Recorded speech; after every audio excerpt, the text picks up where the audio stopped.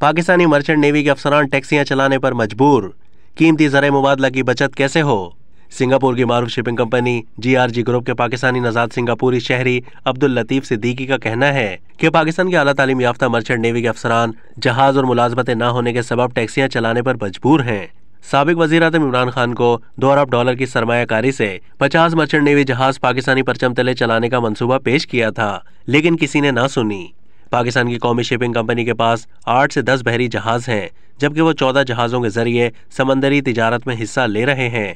लतीफ़ सिद्दीकी ने कहा कि पाकिस्तान इस वक्त $5 अरब से ज़ायद कीमती ज़र मुबादला गैर मुल्की जहाज़ों को फ्रेट की मदद में अदा कर रहा है।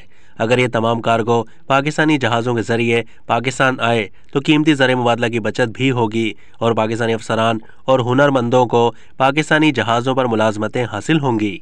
माजी की हुकूमत ने इस तरफ कोई तवज्जो नहीं दी, जबकि $2 अरब की सरमायाकारी को मुमकिन बनाने के लिए भी कोई इकदाम नहीं किए। अब तक के लिए इतना ही। मज़ीद मालूमात के लिए डेली जंग के YouTube चैनल को सब्सक्राइब कीजिए।